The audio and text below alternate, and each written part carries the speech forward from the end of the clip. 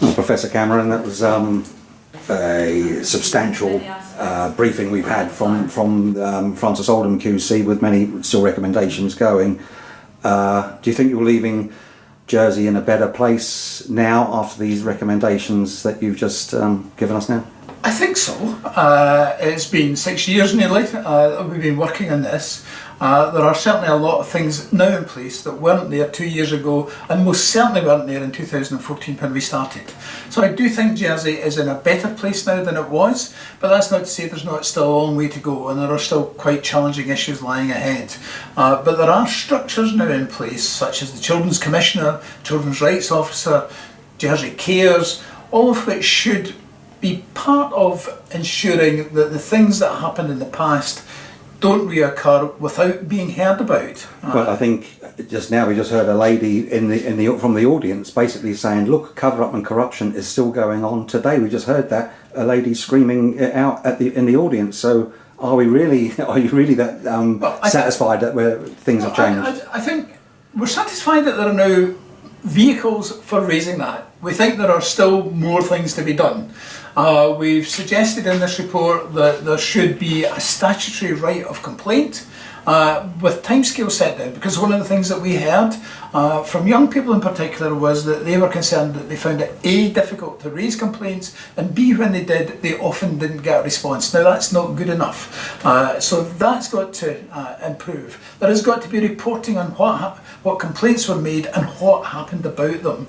We think that the discussions and thinking about having a public sector ombudsman is a good one, and would provide the independent scrutiny of complaints in the way that it happens in... But I think with the public sector ombudsman, because they want to replace the complaints panel. Yeah. And of course the complaints panel is open and it's public.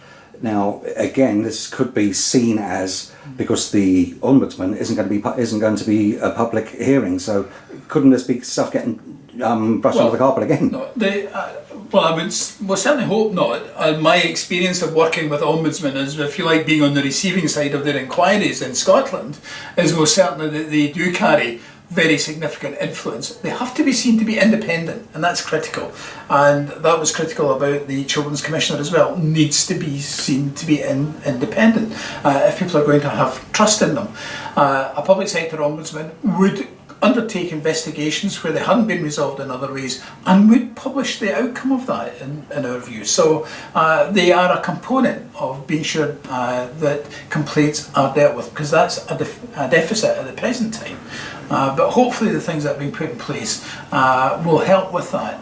A children's rights officer who looked after children both in the island and who are on care arrangements in Scotland or England also need to be seen regularly, so that there is a direct line for them to the Director General of Children's Services if there are issues of concern. So those are all elements that weren't there in the past, they weren't in the thinking in the past. Jersey's caught up with that. Time will tell about whether they're effective or not. Of course, my concern in all this has always been the Jersey Way Recommendation 7, you touched on it today as well. And where the Attorney General's office, for instance, it's sort of he's keeping it a secret, his advice that he gives. So the Children's Commissioner, and rightfully today, the Francis Oldham QC said basically that you should relook at that, and there should be a presumption of openness first. Yeah. And that should be changed. Yeah. That that advice given by the Attorney General should be public. We think that's a key element in sending a signal that thinking has changed.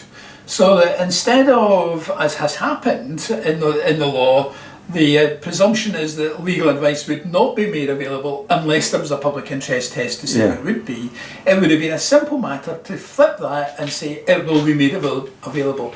Of course there needs to be a mechanism if in the public interest you're not going to make it available, you could deal with that. But it's that simple flip that we think would have sent quite a different signal from the one that too often has been the case in Jersey. But I think 2 years after your recommendation 7, isn't it sort of poignant or ironic that the automatic reaction of the Attorney General's office is to remain secret? Have they have they listened to your recommendation, Stephen? I think you'll need to ask them, but I think that that's an indication that some of that thinking is still embedded in Jersey. It needs to change. Otherwise, the Jersey Way will continue to be raised as an issue that draws down what otherwise could be positive developments. And finally, and rightly so, Francis Alden QC gave acknowledgement and commendation to Liz McKeon, the late Liz McKeon, which I thought was fine, and she does deserve mention. And because she was obviously the investigator who went after Jimmy Savile. Yes. So, but also she mentioned the role social media played. Bloggers like myself. Yes. What do you think of bloggers like myself? You're giving me an interview now. I can't be that bad a guy, can I? There's an opportunity, Neil.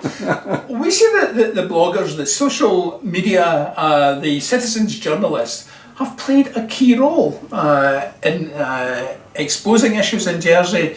I suspect that had it not been for that community of interest, that we would not be where we now are. So I think there is a lot of credit can be taken by the community. I think what needs to happen now for the blogger community is that you need to be driving constantly for those positive changes to take place. Professor Cameron, thanks. I don't think we'll be seeing you again, unfortunately. You lot are out of there. This is, we've said this as an important issue, that despite the number of people who said to us, well, you come back in another 2 years, so that's in some ways reassuring to us that we were valued and we were seen as being credible.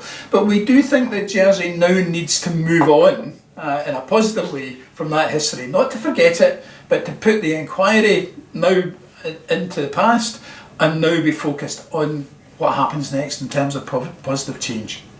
Professor Cameron, thank you very much. Thank you.